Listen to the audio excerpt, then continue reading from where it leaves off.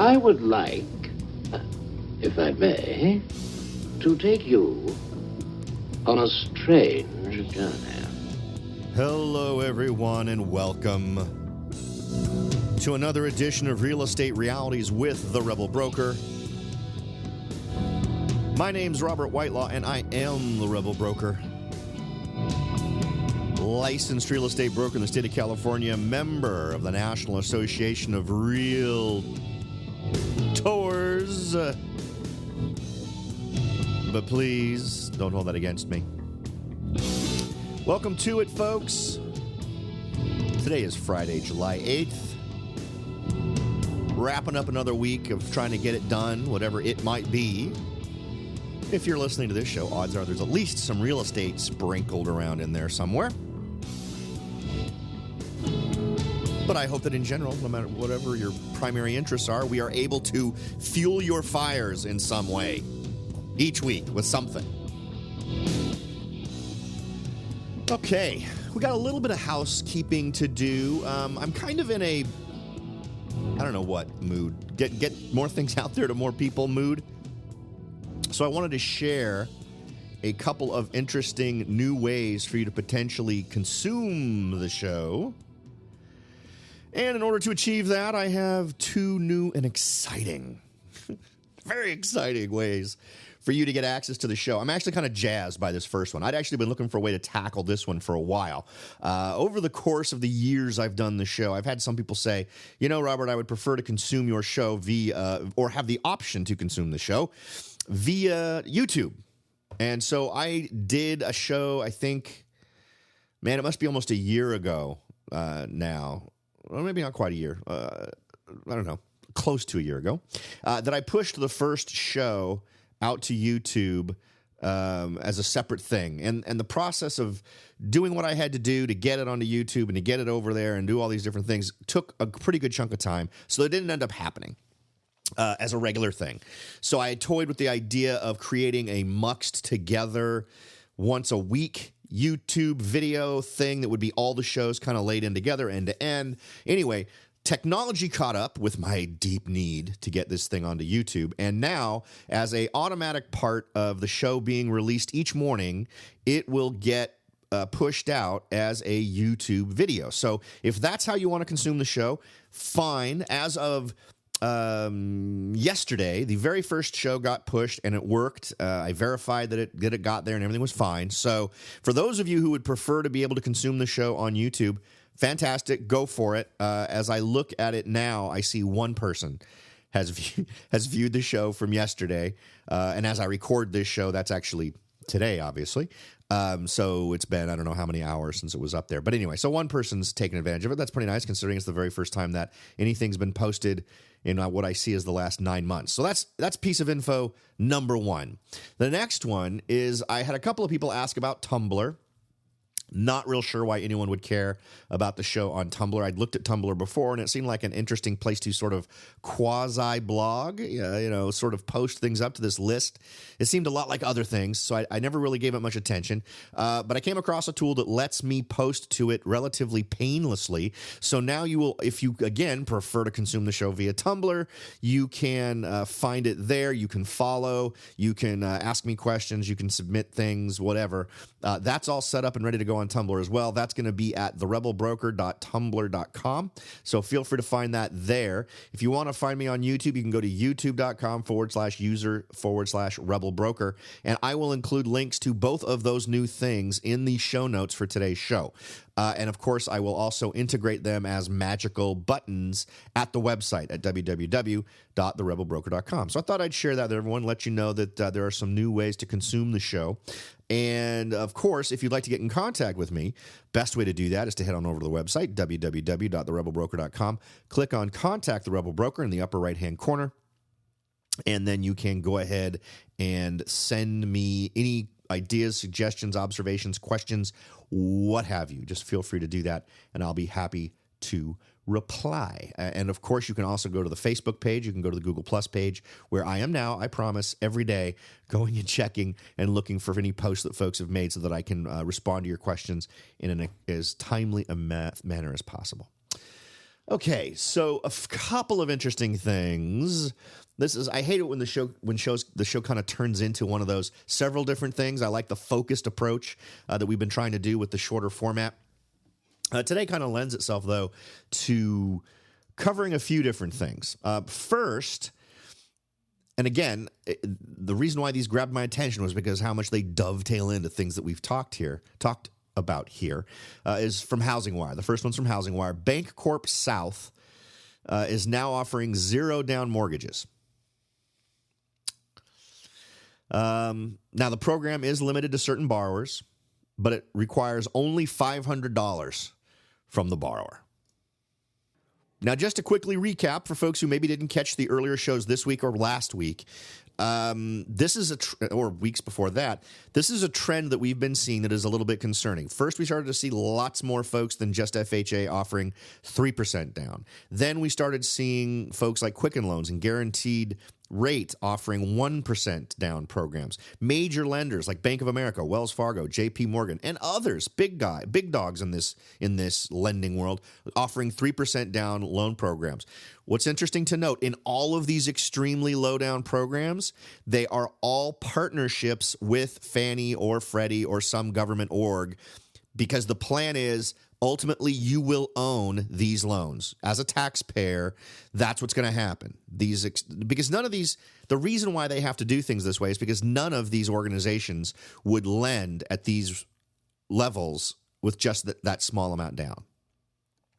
We've talked about how the focus probably shouldn't be on creating more buyers so ridiculously with these kinds of efforts, simply because we've already got so little inventory. It seems crazy to increase the demand so that then prices are just pushed up.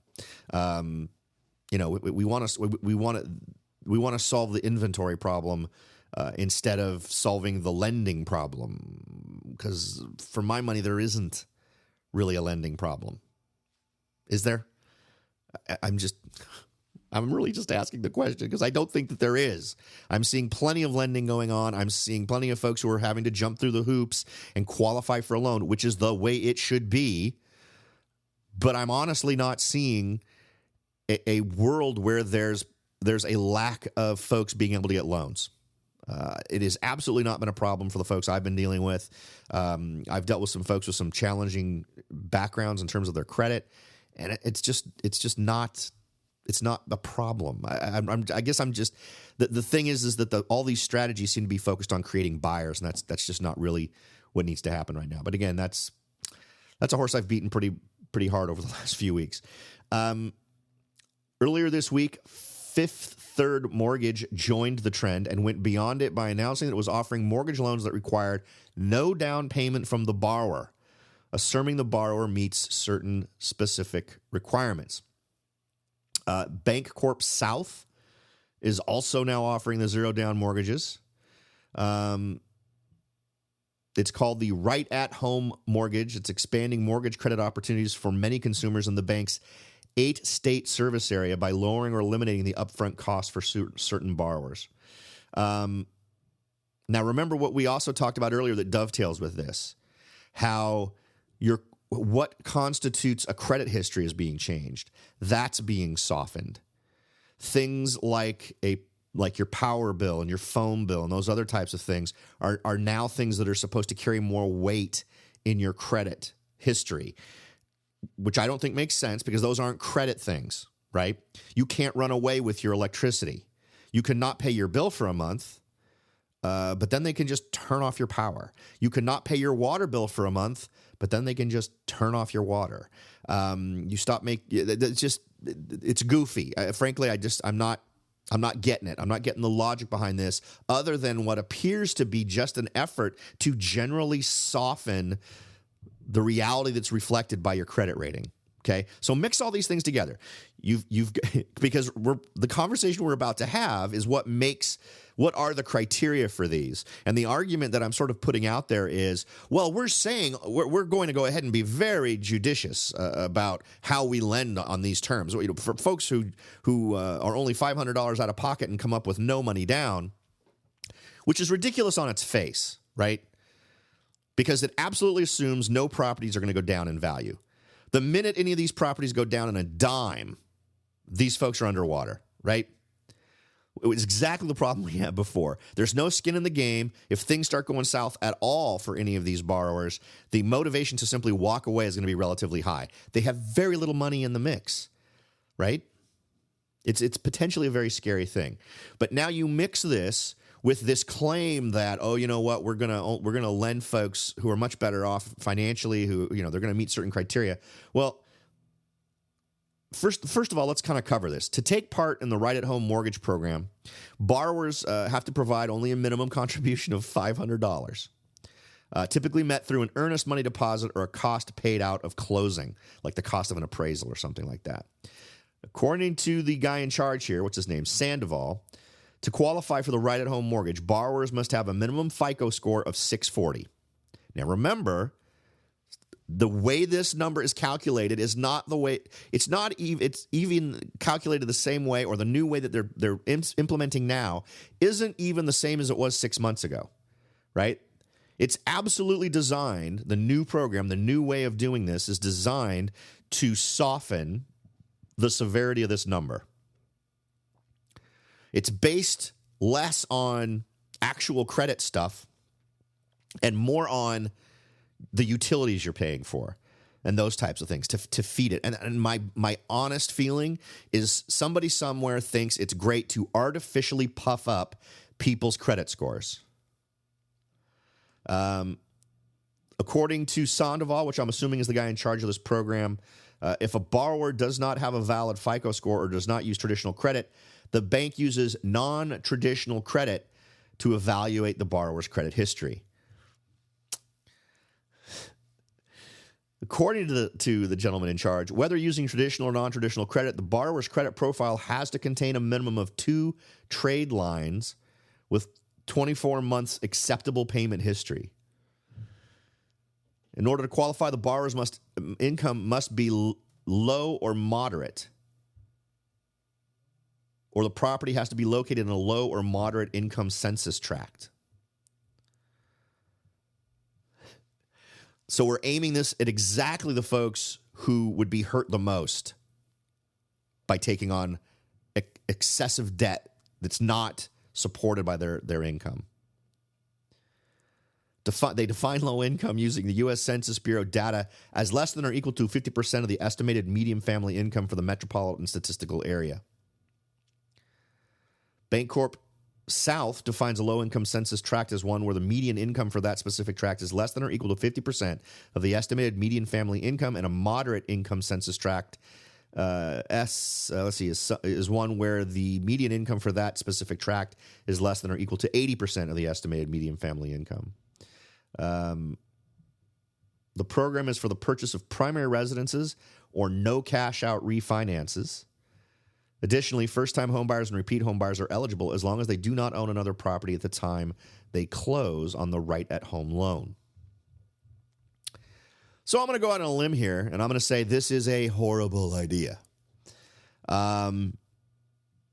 It absolutely sets the stage. And this isn't even something, it's not like I need to come out and lay on any 25-plus years of experience in real estate for you guys. Anyone who's listening to this probably paid pretty good attention when we went through the downturn. And all of this should sound like slight variations on a theme of what screwed us over in the first place. Yeah? Does it not all feel similar? It's almost like someone sat down and said, how can we do exactly what we did last time, but do it in a slightly different way? But not really, because this is exactly what screwed us over. The next step is 110% loans. I suppose the only thing they're trying to introduce here is this idea that, well, we do have some standards, right? Well, you have to have we will actually look at your income and what you make. We'll actually look at your documentation. But then we're manipulating with the credit scores, the definition of what makes your credit score. And in this case, well, if you don't have that 640, we'll come up with some unconventional way of figuring out your credit. And keep in mind, even in these articles that do not mention specifically any federal involvement in any kind of a program, I guarantee, hands down, that there will be a government-sponsored entity somewhere in the shadows behind every single one of these types of loans. Guaranteed. There will absolutely be you and me, there will be taxpayers on the hook for all the risk relating to these loans. There is no doubt in my mind. I would bet you cash money on that. And of course, most of these articles do not mention that. They do not mention that this is probably something this sounds very much like a Fannie partner thing, just like the 1% thing that we read about relating to Quicken Loans. And Quicken Loans, and I've spoken with folks at Quicken Loans, their model of how they loan is to hold 95% of the paper they write and keep it and not sell it on the secondary market. They stated in the press release relating to these 1% loans, we are selling every single one of these things to the government. Why are they doing it? Because they're high risk. They're ridiculously high risk. And all that this will do is set the exact same stage that screwed us last time. It will artificially create more buyers than there should be. It will facilitate borrowing for people to borrow beyond their means. And it will make the homeowners far more potentially sensitive to changes in the marketplace. If you're somebody who pays 0% down on a house and suddenly property values drop 10% and you see that you now owe $100,000 on a house that's worth $90,000, you will do this. And this isn't a theory. This is what happened last time. We've already seen how people respond.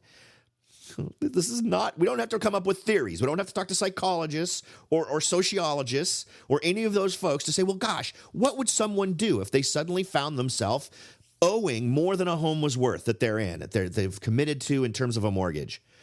Well, we don't need to figure that out. We've seen it happen. I've seen what they do. They walk away.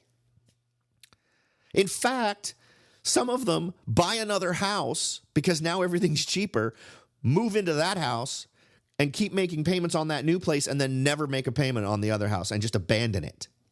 We saw that in Sacramento left and right. Arizona. We had stories from all over when that was happening. That was a topic of conversation over and over back when that was happening right here on this show. No mystery here. I don't need to theorize on what folks will do. We've already seen it. You just need to Google the news articles from that period. So this scares the bejesus out of me, to be really honest. Just when I think we've taken, well, okay, here's it's like the kid you take to the Grand Canyon, right? And there's that fascination with the edge. And a kid comes within a certain distance of the edge, and you're like, oh, wow, okay, no, even better. So you go there with your kid, and the folks before you see a kid from someone else's family walk up to the edge and fall over. Everybody sees it happen. Oh my gosh, someone just fell over the edge. And then it's like watching yourself or your own kid go up to the edge and go, well, you're kind of close. At least, you're not, you're still all right though. But then continue to keep nudging yourself over to the edge. Okay, well, let's get 3%. Let's get within 3% of the edge. Well, let's get within 1% of the edge. Well, now let's just get on it. Let's get on the edge. It's mind-boggling.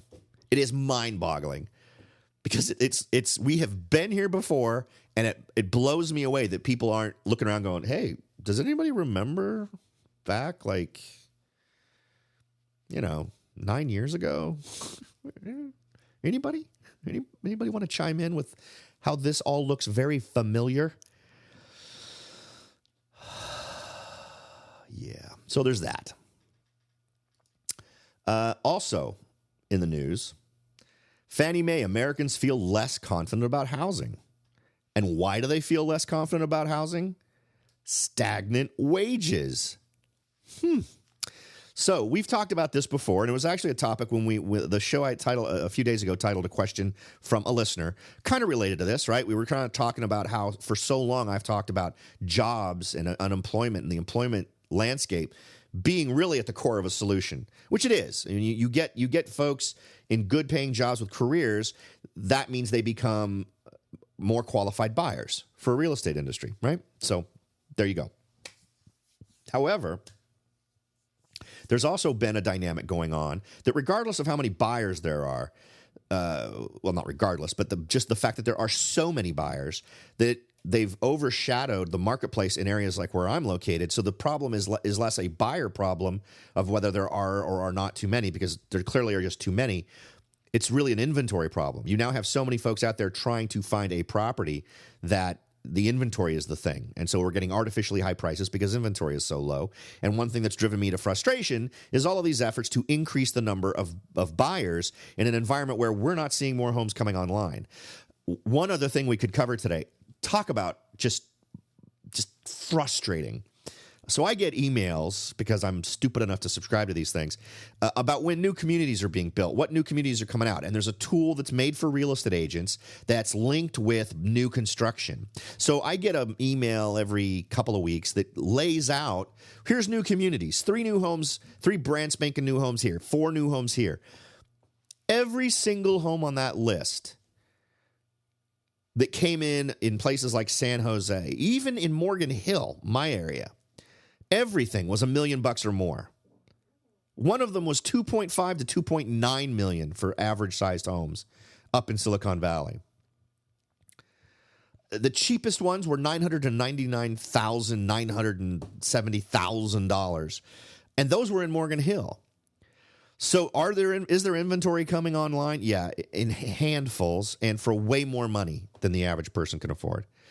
So it's just ridiculous. It's crazy what's happening with real estate, and all of this stuff is putting more and more pressure on a marketplace in terms of, do we really want, in a market like this where prices are this nuts, where there's this much demand at almost every price point, do we want to add more buyers to that? I can't think that the answer to that is yes. So the Fannie Mae Home Purchase Sentiment Index decreased in June, down from May's all-time survey high, as more consumers report mixed views toward housing and income growth. It decreased 2.1 points. That this particular number distills information about consumers' home purchase sentiment from Fannie Mae's National Housing Survey into a single number. It reflects the consumer's current views and forward-looking expectations of housing market conditions and complements existing data sources to inform housing-related analysis and decision-making. Let's see. Those who say now is a good time to sell a home increased by 5 percentage points to 18%. After 3 straight months of declines, the Americans who say now is a good time to buy a home rose 3 percentage points to 32%, which is kind of interesting. Mortgage rates, we'll talk about that in a second too. Mortgage rates have absolutely gone through the floor. We talked about this the other day, but it's absolutely feeding it. It's down to I think I saw some numbers down around 3.4% today for loans. So just ridiculous. The low amount you're going to be paying for borrowing this money is historic. And again, the lowest numbers we've seen for most of these lending levels in a year. So that's something else to keep in mind as well. But remember also that now typically these kinds of stories want to put as much of a positive spin on these as possible. Other data that we've seen has also shown an eroding sense of expectations moving forward, folks not feeling so good about the marketplace. And of course, if you're out there competing, getting a general sense of what folks are thinking, it kind of helps you set your expectations on how much competition you might see out there. Now, one thing we talked about earlier was, is the season over? I'm not so sure that it is in terms of it actually having an effect in my area. Now, is it in decline? I think it is. I think shockingly enough, the decline is real in a lot of areas. But here's the thing. Whether or not there's going to truly be a decline in demand that you're going to see as a real manifestation in your market depends on how much demand you've got right now, right? If my demand is up at, let's equate demand with how many offers you get per property you're interested in, right? You're a buyer. And you find yourself on average competing with 18 other buyers per property.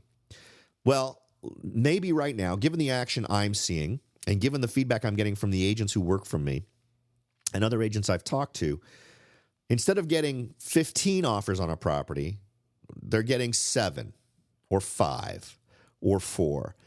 We were getting more offers earlier in the year per property than we seem to be getting now, which is bizarre and backwards from what you would expect.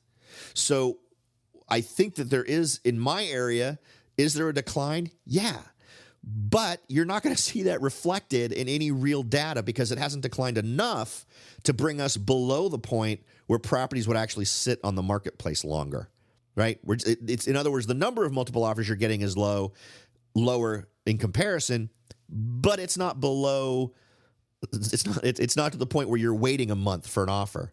We're still going out there listing a house and saying, please don't submit any offers till the weekend after the first open house. And then we're still getting 5 offers or 4 offers. We're just not getting 20. So yes, it's declined, but no one's going to tell you that. No one is in most marketplaces. I'll bet in most of the metro areas, that's not what's going to get reported because it's really not something that filters up to the top. Everyone just keeps saying, yeah, it's a really competitive marketplace. And it is because it still stinks. Having to compete with 4 or 5 other buyers as opposed to 18 other buyers, it may be a comfort on some level. I guess you've got a better chance of coming in there and making a bid that's going to work. But still, you're competing with 4 or 5 other people. So it doesn't filter down to you as being a great payoff for you. Home prices continue to rise despite lower volume of sales, and we're just not seeing the number of homes coming onto the market that we would expect at this time of year. We would start to expect things to slow a little bit towards the end of this month, but we saw it already slow last month. Remember, we talked about those numbers. So the season seems to have slowed down or downshifted earlier than expected. Okay, next. Freddie Mac, mortgage rates near all-time lows, and they're attributing this to Brexit. I think that's a pretty fair assessment. Mortgage rates have now dropped 15 basis points over the last 2 weeks, leaving them only 10 basis points above the all-time low. Now remember, this is after we have had one increase from the Fed in terms of the prime lending rate, right? How do we explain that? Because of the 10-year treasuries. They talk here about the 5-year treasury indexed hybrid adjustable rate mortgage averaged 2.68 this week, a decrease from last week's 2.7. Last year, the 5-year adjustable rate mortgage averaged 2.93. The 15-year fixed rate mortgage averaged 2.74% this week. Again, that's higher than the quote that I got from an associate who is in the process of getting a 15-year fixed rate mortgage right now, this week, 2.6%, and they got paid $444. They did not pay out of pocket. And that even this number that they're probably giving, which is a national average, is a decrease from last week's 2.68 and last year's 3.2. The 30-year fixed rate mortgage averaged 3.41 for the week ending July 7th. This is a decrease from last week's 3.48. So, and from last year's 4.04. So now we're below the 3.5% mark. For those of you who refinanced when it was 4.1, 4.2, 4.3, once it gets 1 point below where you last refinanced, I say fire that up again and go start talking to lenders and see about getting a refinance because that could save you enough money to make it worth your trouble. Just ridiculous where interest rates are right now. The Federal Reserve's minutes from the June meeting showed officials held off on raising mortgage rates in June until they knew the UK's decision, as many believe Brexit could cause financial instability in the US. Now, another question that I've been asked by folks is, what do we think in terms of the 10-year bonds? How much time do we think we have where this Brexit thing continues to affect it? One mention that was made of this was, according to the analysis at Fitch Ratings, mortgage rates could hit all-time lows as the Brexit dust settles, as global investors move money from European sovereign wealth bonds into the safe haven of 10-year U.S. Treasury. This creates a damping effect on yields, with demand rising for treasuries, pushing down mortgage rates in return, which are widely viewed as linked to the performance of U.S. 10-year bonds. So how long might this last? That's a good question. I'm not sure what I would assume. I think I would say you've probably got a sweet spot of probably a couple of months. And I know that sounds like a long one. My first instinct was to say a month, but I started thinking about it, and there's still so much uncertainty. And uncertainty is really what drives these kinds of things. And here's why I think it may be longer than just a few weeks and longer than just a month. This isn't going to happen today. This whole British exit from the EU is going to be an unknown thing I think the last I heard was this is going to be a withdrawal from the EU that happens over the course of 2 years. So this is going to introduce this kind of stuff for a while. And it seems to me that folks who have kind of landed on what they think is going to happen or who have had their freak out period kind of settle a little bit are likely to take actions that are going to have this effect on our treasuries, and it could potentially keep these values low. I'm just sort of giving it that 2-month estimate. With after we've gotten through a month and a week, I'd say that the probability of it continuing to last diminishes with each passing week. But that feels like a reasonable expectation in terms of folks reallocating funds based on worries they have relating to what happens as we move through this EU thing. Now, if some other big crazy thing happens relating to the UK backing out of the EU, relating to there have been folks talking about trying to short circuit this process, trying to use some sort of political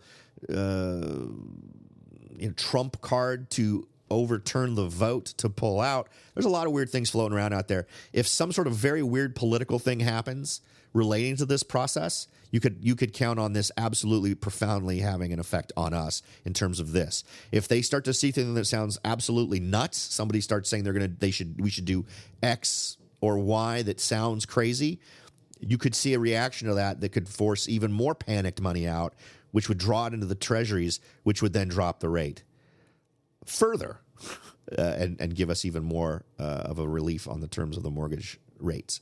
So lots of interesting things happening out there. I thought that our lending trends, rates as they relate to lending, and the high potential that we're creating a scenario where we are absolutely resetting the stage for another 2006, 2007 style decline is a little bit nuts, particularly when we've got so much uncertainty going on, not only in our own local markets, but internationally, whether we're talking about Brexit or we're talking about all these other nations across the globe that now owe more money than they bring in according to their GDP, all these concerns relating to currencies, all this stuff. There's so much going on that it just amazes me anyone wants to tiptoe on the edge of the ravine when so many crazy things are going on right now. All right, folks. I don't know about you, but I want to have a great weekend. I hope you guys get out there and have a great weekend, too. I've got a couple of properties on my list I want to see. I think I'm going to take one of my boys with me just to ruin his weekend. But anyway, I got a house I want to go check out, see how it looks to me. I would love for you to make some time to work towards whatever your goals are. If they're real estate goals, go drive some neighborhoods. Take a look at some places, see how they fit, see if they fit in with your strategies or any of the strategies we've talked about here on the show that might work for you. As always, I truly appreciate you making the show part of your daily routine. If you could take a couple of minutes out and give us a review and some stars over at iTunes or wherever else, that would be fantastic. That kind of feedback is what helps the show grow, and I am forever in your debt for making the effort. Thanks again for listening, everybody. Talk to y'all next time.